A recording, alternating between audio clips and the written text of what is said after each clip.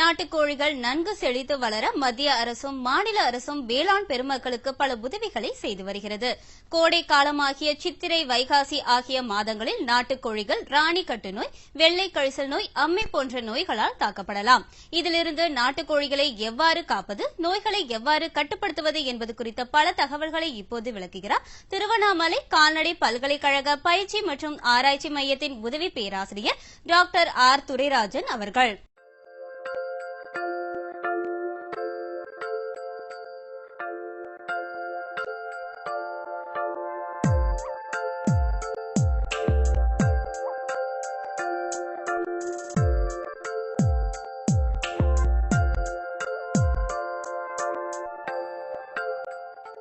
நாம் இன்று நாட்டுக்கோழிகளை தாக்கும் நோய்களும் அதன் தடுப்பு முறைகள் பற்றி சில கருத்துக்களை காண்போம். நாட்டுக்கோழி வளர்ப்பானது நமது நாட்டில் முக்கியமாக கிராமப்புறங்களில் ஒரு முக்கிய தொழிலாக தொன்று தொட்டு வருகிறது. மேலும் இது ஒரு மிக முக்கிய அங்கமாக திகழ்ந்து வருகிறது. சிறு குடும்பங்களுக்கு அவ்வப்போது தேவைப்படும் பண தேவைகளையும் நாட்டுக்கோழி வளர்ப்பானது செய்து வருகிறது. அதாவது படிப்பதற்கு தேவையான ஒரு சில பண உதவிகளையும் வீட்டிற்கு தேவையான ஒரு சில பண உதவிகளையும் இந்த நாட்டுக்கோழி வளர்ப்பின் மூலம் நிவர்த்தி செய்து வருகிறோம். தமிழ்நாடு அரசானது கிராமப்புறங்களில் நாட்டுக்கோழிகளை வளர்ப்பதற்கு தேவையான உதவிகளையும் செய்து வருகிறது. நமது மாவட்டத்தில் நாட்டுக்கோழிகளை எவ்வாறெல்லாம் வளர்க்க வேண்டும் என்பதை பற்றி காண்போம். முதலாவதாக கூண்டு முறையிலும் ஆழ்கூள முறையிலும் மேலும் புறக்கடையிலும் நம்ம நாட்டுக்கோழிகளை வளர்க்கலாம். இப்போ ராணிக்கேட்டு நோய் எல்லா கோழிகளையும் தாக்குது.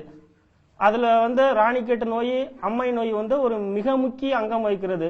அதுவும் முக்கியமா பாத்தீங்கன்னா இந்த வெயில் காலங்கள் அதிகமா வரும். அதுலயும் இந்த ராணிக்கேட்டு நோய் பாத்தீங்கன்னா, அதாவது வெள்ளை கழிச்சல் நோய்னு சொல்லுவாங்க.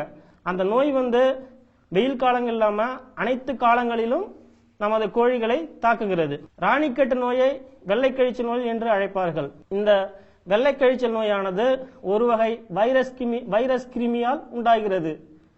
இந்த வைரஸ் கிருமியானது பாராமிக்சோ வைரஸ் என்னும் குடும்ப வகையை சார்ந்தது.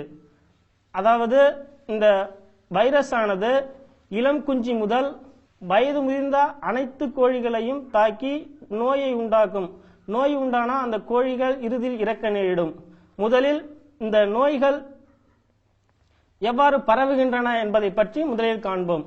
அதாவது நோயுள்ள பகுதியில் இந்த நோய் தண்ணி மூலமாகவும் உட்கொள்ளும் தீவனம் மூலமாகவும் மேலும் காற்று மூலமாகவும் பரவக்கூடிய இயல்புடையது. இப்ப காற்று மூலமா பரவுனுச்சுன்னா இப்ப இங்க வந்த ஒரு கிருமியானது அடுத்த கிராமங்களில் உள்ள கோழிகளுக்கு காத்து மூலமாவே பரவும் இயல்புடையது. அதனால இந்த நோய்க்கு தேவையான தடுப்பூசிகளை கண்டிப்பா போட்டு பராமரிக்கணும். இப்ப இந்த நோய்க்கான அறிகுறிகள் பத்தி நம்ம பார்ப்போம். முதல்ல இந்த நோய்க்கான அறிகுறிகள் எப்படி தெரியும்னா, ஃபர்ஸ்ட் பாத்தீங்கன்னா அந்த கோழி வெள்ளை நிறத்துல கழியுங்க. அதுக்கடுத்து அந்த கழிச்சலானது பச்சை நிறமா காணப்படும். சரிங்களா? அதுக்கப்புறம் பாத்தீங்கன்னா சில நரம்பு மண்டலங்களையும் தாக்கத்தால அந்த கால் நொண்டி நொண்டி நடக்கும். அந்த கழுத்து பின்புறமாக திருப்பிட்டு காணப்படும். நம்ம நோயை எப்படி கட்டுப்படுத்தணும் பார்க்கணுங்க.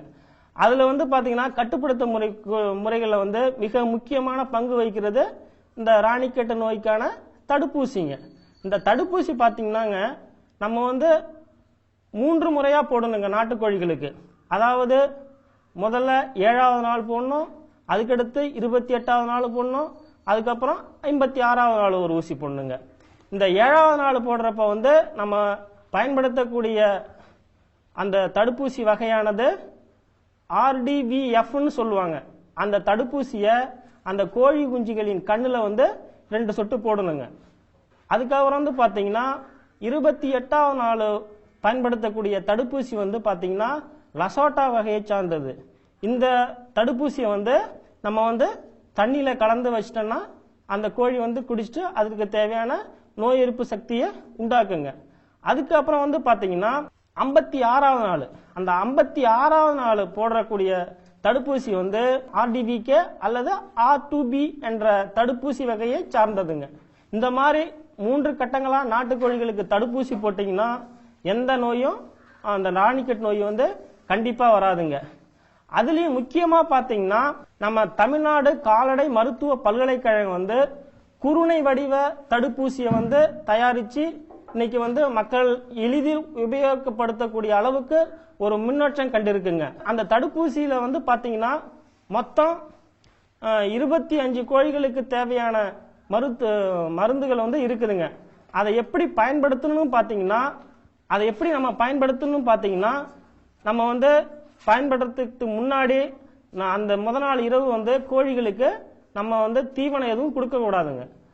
அடுத்த நாள் பாத்தீங்கன்னா அந்த தீவனத்தை வந்து அந்த தடுப்பூசி இந்த குருணை வடிவ தடுப்பூசியை வந்து ஒரு தீவன தொட்டியில வந்து பரப்பி வச்சிட்டோம்னா அந்த கோழி தீவனம் திங்கிற மாதிரியே தானா திங்கிங்க. அந்த மாதிரி அந்த தடுப்பூசி வந்து ஒரு கோழிக்கு வந்து 2 முதல் 3 குருணைகள் கொடுத்தா போதுங்க. அதுக்கு அதிகமா கொடுத்தாலும் எந்த பிரச்சனையும் இல்லை. இந்த மாதிரியும் கொடுக்கலாங்க. அப்படி இல்லைன்னா பாத்தீங்கன்னா நீங்க வந்து ஒரு கோழியா பிடிச்சி 2 முதல் 3 உருண்டைகளை வந்து அந்த நாட்டுக்கோழிகளின் வாய்ப்பகுதியில போட்டீங்கன்னா அது வந்து சாப்பிட்டு நோய் எதிர்ப்பு சக்தியை உண்டாக்குங்க. அந்த நான் சொன்ன குருணை வடிவ ராணிக்கெட் நோய்க்கான தடுப்பூசி இந்த மாதிரி சின்ன குப்பியில் அடைச்சி நமக்கு வந்து சென்னை கால்நடை மருத்துவக் கல்லூரியிலிருந்து நம்ம பல்கலைக்கழகம் மூலமா நம்ம இந்த மாதிரி திருவண்ணாமலை மாவட்டத்தில் அனைத்து மாவட்டங்களில் உள்ள கால்நடை பல்கலைக்கழக பயிற்சி மையத்துக்கு வந்து கொடுக்கறாங்க. அதை இல்லாம பாத்தீங்கன்னா அம்மை நோய்னு சொல்லுவாங்க. அதுவும் இந்த வெயில் காலங்களில் வந்து அதிகமா வருங்க. இந்த அம்மை நோய் வந்து அதுவும் ஒரு வைரஸ் கிருமியால தாங்க வருது.